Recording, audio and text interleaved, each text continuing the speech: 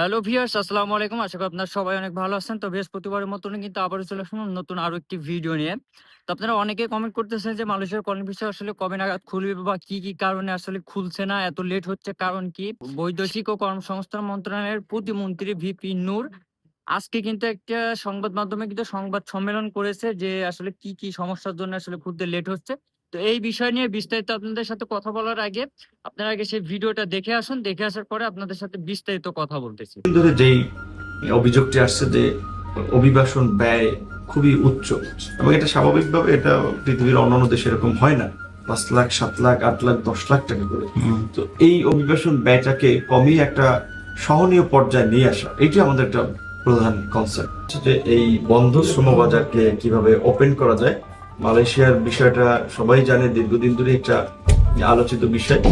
আমাদের বিদেয়ী সরকার সেখানে বেশ কিছু অগ্রগতি করেছিল, যে সম্ভবত মালয়েশিয়ার থেকে 10টা শর্ত দেওয়া হয়েছিল যে এই শর্ত যে সমস্ত কোম্পানি বা রিক্রুটিং এজেন্সি পূরণ করে তাদের একটা তালিকা পাঠাতে। সেখানে সরকার পক্ষ থেকে 260টা প্রতিষ্ঠান যারা আপনার 7টা শর্ত পূরণ করে এরকম তাদের একটা তালিকা পাঠানো হয়েছে, আর 6টা শর্ত পূরণ করে এরকম 163টা তালিকা পাঠানো হয়েছিল। এখন আমরা এটা খোঁজ খবর নিয়ে ফলো আপ করে আমরা যদি পারি যে এই শর্ত শিথিল করে, যে একেবারেই মানে বিশেষ করে 10,000 স্কোয়ার ফিটের মতো বড় অফিস, এই সমস্ত কিছু শর্ত শিথিল করে যদি নতুন ভাবে এখানে কিছু পরিবর্তন আনা যায় আমরা চেষ্টা করব।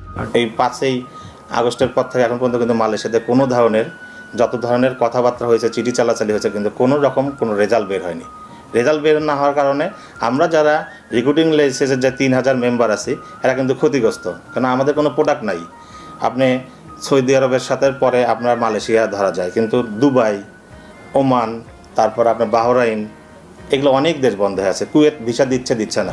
ইনশাআল্লাহ খুব অল্প সময়ের মধ্যে প্রবাসীদের যে প্রত্যাশা, সেই প্রত্যাশা এবং জনগণের যে প্রত্যাশা, এই প্রত্যাশায় আমরা টিম ওয়াইজ সবাইকে নিয়ে কাজ শুরু করবো ইনশাআল্লাহ। আমাদের 180 দিনের একটা কর্মপন্থা আছে।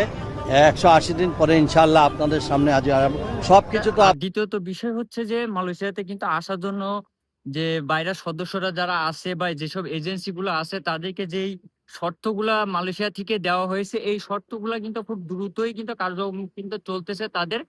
এক কথায় বাংলাদেশের সরকার সহ তারেক রহমান, প্রধানমন্ত্রী তারেক রহমান সহই কিন্তু যেসব প্রতিমন্ত্রী এবং মন্ত্রিসভা তাদের যেটা আছে সেটা নিয়ে কিন্তু তারা প্রচুর পরিমাণে কিন্তু তোড়জোড় কিন্তু করতেছে যে মালয়েশিয়ার কলিং ভিসাটা কিন্তু যত দ্রুত সম্ভব তত দ্রুত কিন্তু খোলার কিন্তু একটা প্রচেষ্টা কিন্তু চালাচ্ছে। তো আশা করা যাচ্ছে যে আগামী মাসে এপ্রিল মাসের দিকে আপনারা একটা সুখবর ইনশাল্লাহ শুনতে পারবেন যে মালয়েশিয়ার কলিং ভিসা আসলে কবে নাগাদ খুলবে।